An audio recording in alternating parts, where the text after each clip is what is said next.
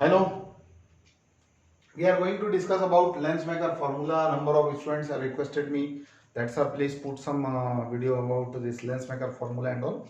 तो इसका shortcut way में किस तरीके से करना that we will discuss here. In this Lensmaker formula what happens is we have a convex lens and there are two surfaces you can see and this is the principal axis. Now we can for convenience we can write it xy. Here you can write p1, here you can write p2 and actually this is p. Okay, now for surface xp1y f dash and this is 2f dash. Similarly this side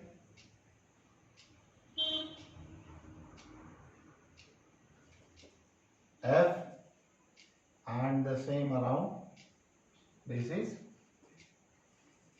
2f. Point is clear? What will happen here is suppose an object is kept here O. एक object है, वो एक object है और उससे रे निकली और वो सरफेस xp1 पे इंसिडेंट हुई. रे OM is incident on surface xp1y. अब जब हम xp1y की बात कर रहे हैं तो इसका जो सेंटर ऑफ कर्वेचर है, इसका जो सेंटर है दैट इज 2f. देखिए कहां जाएगा वो, it is going through here like this. थोड़ा सा ये लाइक दिस एंड द रे विच इज गोइंग फ्रॉम, तो ये नॉर्मल है. What is this? This is a normal. ऐसा ये ऐसा बनेगा, इट इज लाइक दिस. थोड़ा तिरछा दिख रहा है.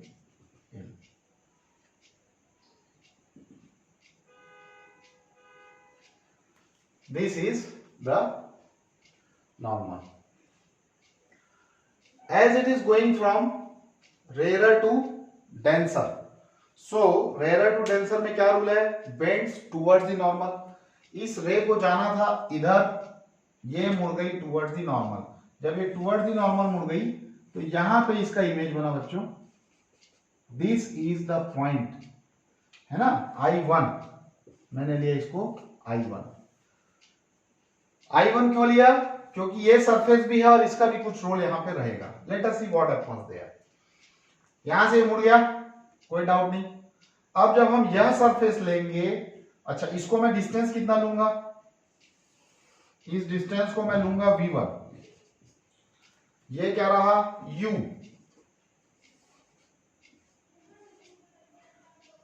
है ना? और ये दूरी क्या है? c तक के सेंटर ऑफ कर्वेचर तक के कितना डिस्टेंस है? What is this? This is what? This is r1. ये r1 है. ठीक है, यहां से यहां तक का डिस्टेंस 2f तक का डिस्टेंस क्या है? r2 है. ये r2 है. This is r2. ठीक है, सेंटर तक का अपन ने ले लिया, सब चीजें हो गई. एक्चुअली ये इसके सेंटर के रूप में काम कर रहा है. 2f जो है ऐसा पूरा गोल बनेगा.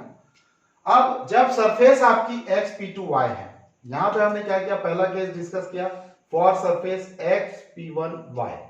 हो गया. तो xp1y के केस में क्या हुआ?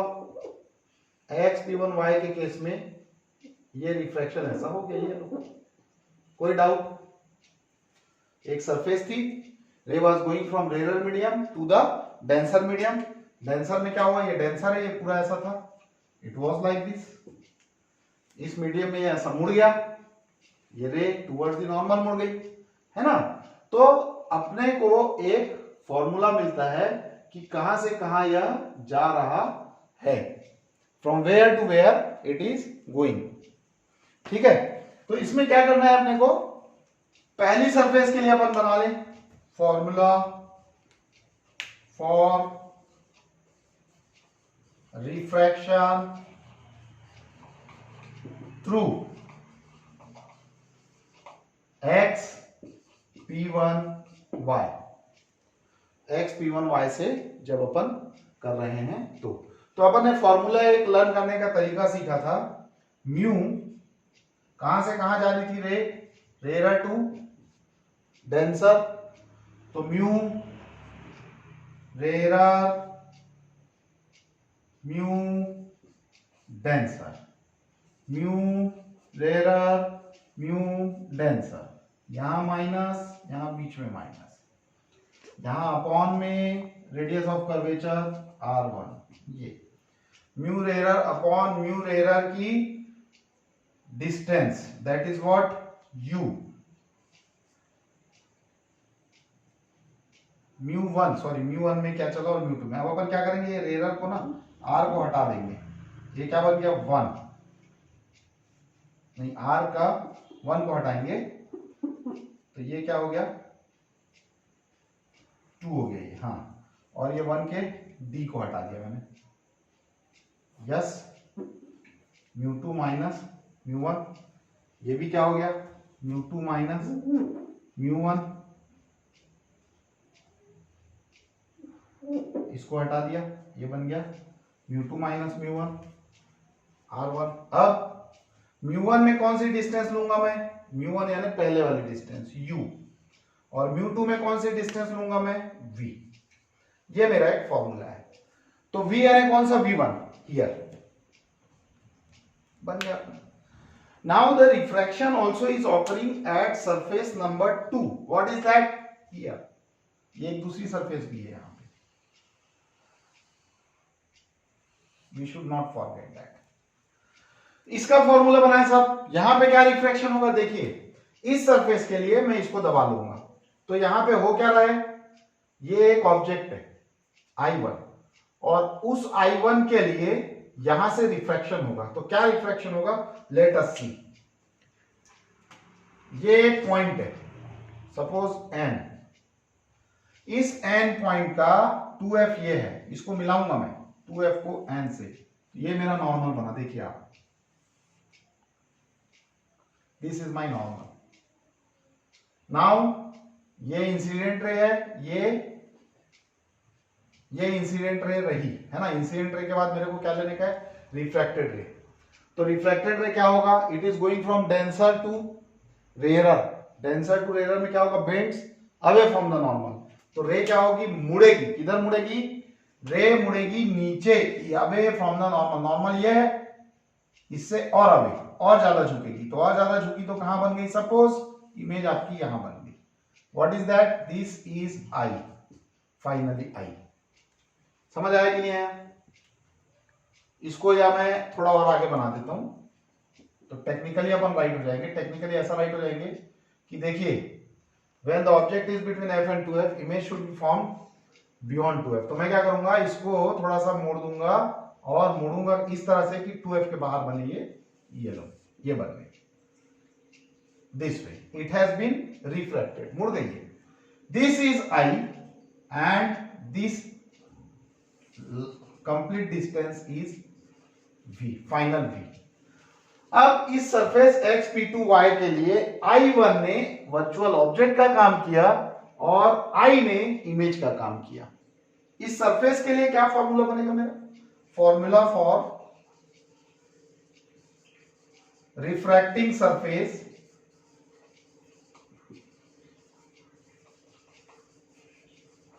xp2y, what I will write, I will write the same, mu2 mu1 mu2 minus mu1 upon यहां आ जाएगा r2, इसमें बस चेंज हो जाएगा, यहां u की जगह पे मैं इमेज लिखूंगा, तो इमेज यहां पे कौन है, v, फाइनल इमेज कौन है, v, और ऑब्जेक्ट कौन था मेरा, I1, तो मैं इसको लिखूंगा V1। Now this is the formula with me, this is the formula with me, equation number 1, equation number 2। इसको याद रखने का तरीका है, पहले मैंने क्या किया, जब रेयर से डेंसर में जा रहा था मैं आर लिखा, डी लिखा, आर लिखा, डी लिखा, फिर मैंने क्या किया, इसकी एक लाइन को मिटा दिया, डी के सर्कल को मिटा दिया, इसकी वर्टिकल लाइन को मिटा दिया, डी के सर्कल को मिटा दिया, तो ये फॉर्मूला पहला बन गया। उसमें भी इस ऐसा याद रखते हैं कि कहां से कहां जा रहा था, रेयर टू डेंसर, तो रेयर टू डेंसर एक फॉर्मूला बन गया, दूसरा अपने आप अपने को याद हो जाता है। उसकी ट्रिक ये है कि दूसरे वाले में u और v को पलट देना है। जो u की जगह पे क्या लिखा मैंने, v फाइनल इमेज v, और v1 की जगह पे क्या लिखा, मतलब जो कि यहाँ पे इसका इमेज था, मैं यहाँ पे लिख रहा हूं इसका ऑब्जेक्ट, सेकंड वाले लेंस का ऑब्जेक्ट है। जो i1 है ना, इस o का इमेज है सरफेस 1 के लिए, मगर सरफेस 2 के लिए ये वर्चुअल ऑब्जेक्ट है, इसका इमेज i है। ये क्यों, क्योंकि ये एक रे आ रही है, ये रे तो खत्म हो गई, चलो कांच अपन ने इतना काट दिया है, अब कांच कितने में है, ग्लास इतने में है, तो रे ये वाली बस रही, mn बस एक रे रही, mn अब यहां से रिफ्रैक्ट होगी, तो mn when it is going from denser to rarer away from the normal, नीचे मुड़ गई, ये जा रही थी नीचे मुड़ गई, ठीक है, दोनों बन गए। Now nothing you have to do, you have to just subtract equation number 2 from equation number 1। तो इसके आगे हम लिखेंगे यहां पे subtracting equation 2 from equation 1। What do we get, देखिए ये म्यू2 बाई v1 है, ये म्यू2 बाई v1 है, ये माइनस हो जाएगा, ये माइनस हुआ तो ये और ये क्या हो गया, कैंसल, ये दोनों हो गए cancel. Now this is remaining minus mu one by u, I am writing minus mu one by u, और ये वाला जब सब्ट्रैक्ट होगा तो ये होगा माइनस, माइनस माइनस हो गया plus, mu one by v plus mu one by v is equal to, इन दोनों में mu two minus mu one, mu two minus mu one common निकलेगा, म्यू2 माइनस म्यू1 आपने कॉमन निकाल लिया, आपको ब्रैकेट के अंदर मिलेगा 1 upon r1 minus 1 upon r2, right है sir. Now what we will do is, ये जो म्यू1 है यहां पे इस तरफ से कॉमन निकाल के it will go to the right hand side, and what do we get here, 1 upon v minus 1 upon u is equal to mu two minus mu one upon mu one 1 upon r1 minus 1 upon r2. This is the equation what we get. My point is clear to you students? इसमें μ1 आ गया, divide कर दिया आपका, और इसको सरल कर सकते हैं आप 1 upon v minus 1 by u equal to, ये हो गया μ2 by μ1 यानी म्यू माइनस μ1 by μ1 यानी 1 mu minus 1 by r1 minus 1 by r2. This we get. Point is clear? अब इसमें एक चीज और है, आपको एक चीज मालूम होना चाहिए कि यदि if object is kept at infinity, where the image will be formed? Image will be formed at focus. हम रख दिए यहां पे, जब हम उसको रख देते हैं तो हमको मिलता है 1 upon f is equal to mu minus 1 by r1 minus 1 by r2. इसको मैं यह भी लिख सकता हूं 1 by f is equal to μ2 by μ1 minus 1 by r1 minus 1 by r2. अब क्वेश्चन यह है कि यदि 1.33 रिफ्रैक्टिव इंडेक्स के ग्लास को मैं 1.65 रिफ्रैक्टिव इंडेक्स के लिक्विड में, mu liquid is equal to 1.65 में मैंने डुबा दिया। सपोज ये एक न्यूमेरिकल एग्जांपल के रूप में समझा रहा हूं, तो अपना होगा क्या, हमने क्या किया कि ग्लास को डुबा दिया है किसमें, 1.65 ज्यादा रिफ्रैक्टिव इंडेक्स वाले लिक्विड में। Now what will happen is 1.33 upon 1.65 है ना, अपन ने ऐसे लिक्विड में डुबा दिया है जो कि ग्लास से ज्यादा है। ग्लास बोलता है कि my refractive index should be the maximum one, ये ग्लास बोलता है। तो यहां पे आपने क्या किया है, लिक्विड का रिफ्रैक्टिव इंडेक्स ज्यादा रख दिया है। और एक और लिक्विड, अभी एक सेकंड के आता हूं, पहले इसको समझा लूं। तो 1.65 वाले में मान लो आपने डुबा दिया है, ये μ1 यानी कि समझ लेना μl है, तो μl यानी म्यू लिक्विड। अब 1.33 अपॉन 1.65 कितना आएगा? 1 से छोटा क्वांटिटी आएगा। 1 से छोटा क्वांटिटी से 1 को सब्ट्रैक्ट कर रहे हैं। We are subtracting 1 from its smaller quantity. Answer plus में आएगा कि माइनस में? माइनस में आएगा। तो फोकल लेंथ का जो आंसर आएगा माइनस में आएगा। अब यदि लेंस का नेचर कॉन्वेक्स है तो माइनस फोकल लेंथ आ जाने के कारण कॉन्केव हो जाएगा, और कॉन्केव है तो कॉन्केव का ऑलरेडी जो भी फोकल लेंथ है नेगेटिव में है, वो माइनस हो जाने के कारण माइनस माइनस प्लस हो जाएगा, इट विल बिकम कॉन्वेक्स। तो nature of the lens will change if the lens is immersed in a liquid whose refractive index is greater than the lens. Point number 1. Point number 2, if mu is 1.25, mu L दूसरे case का मैंने लिया 1.25, तो ये क्या होगा? 1.33 upon 1.25, 1.33 upon 1.25।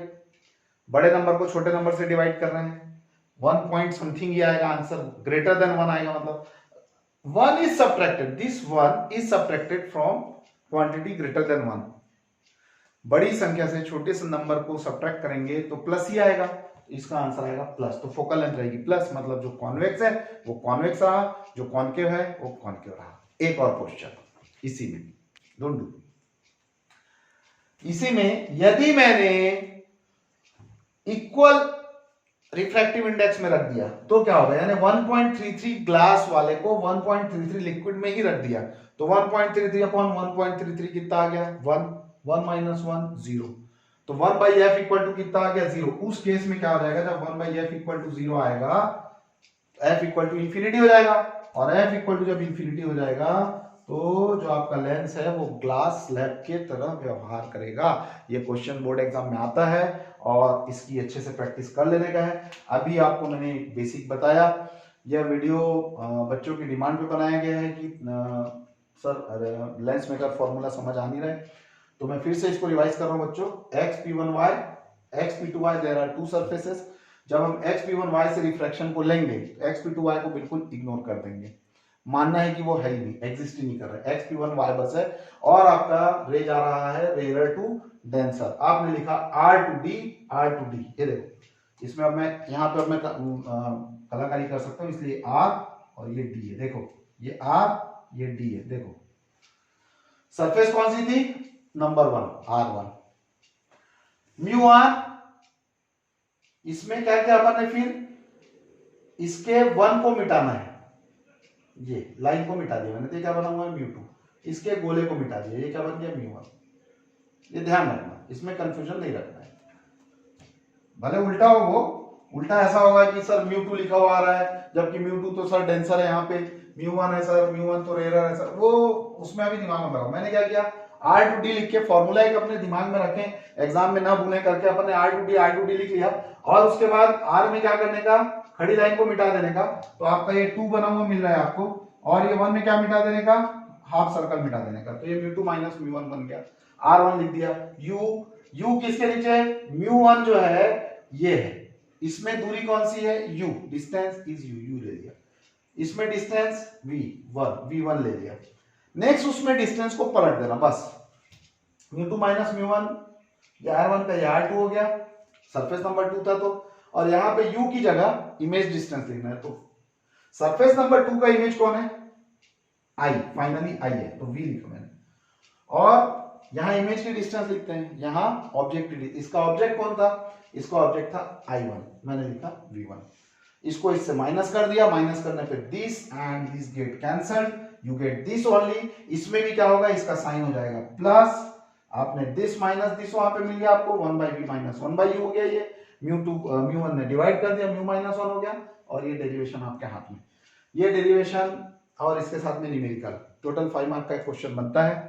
Please keep on subscribing, liking, sharing my videos, especially and exclusively prepared for you. Thank you.